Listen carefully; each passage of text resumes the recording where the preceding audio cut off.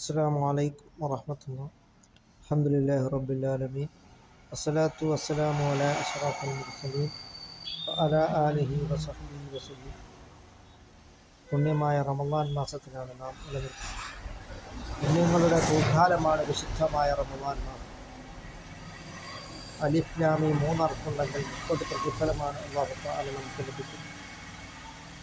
അതുകൊണ്ട് വിശുദ്ധ ഖുർആനെ നാം ധാരാളമായി ഓതിക്കഴിഞ്ഞാൽ വജബ ശഫാഅത്തി, വിശുദ്ധ ഖുർആൻ നമുക്ക് അനുകൂലമായി ശുപാർശ ലഭിക്കുന്ന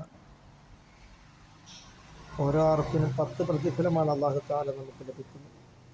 വിശുദ്ധ റമളാനിൽ സുന്നത്തുകൾ ഫർദിൻ്റെ സ്ഥാനത്ത് ലഭിക്കുകയും അങ്ങനെ ധാരാളം പുണ്യങ്ങൾ കരസ്ഥമാക്കുവാൻ നമുക്ക് കഴിയുമെന്ന് നാം മനസ്സിലാക്കേണ്ടതാണ്.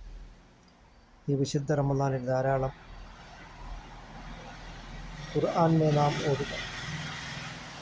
അൻസൽനാഹു ഫീ ലൈലത്തുൽ ഖദർ.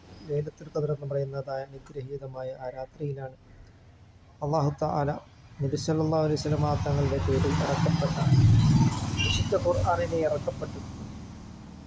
അതുകൊണ്ട് ഇമാമുന ഷാഫി റളിയല്ലാഹു തആല അൻഹു വിശുദ്ധമായ റമളാനിൽ 30 ഖത്മാണ് തീർക്കുന്നത്.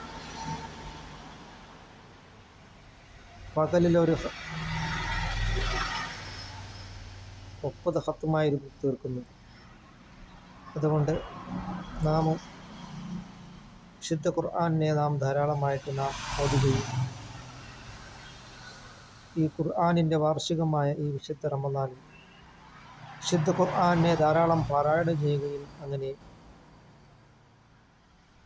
സയ്യിദുനാ റസൂൽ കരീം സല്ലല്ലാഹു അലൈഹി വസല്ലം തങ്ങൾ പറയുകയുണ്ടായി, ചില ആളുകളുടെ നോമ്പ് കൊണ്ട് യാതൊരു ഫലവുമില്ല, വെറും വിശപ്പും ദാഹവും സഹിച്ചു എന്നതുകൊണ്ട് ആ നോമ്പ് കൊണ്ട് യാതൊരു ഫലവുമില്ലായിരുന്നു.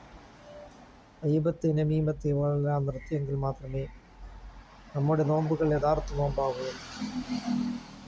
യഥാർത്ഥ നോമ്പുകാരിൽ അല്ലാഹു തആല നമ്മളെ ഉൾപ്പെടുത്തുകയും ചെയ്യുമാറാകട്ടെ.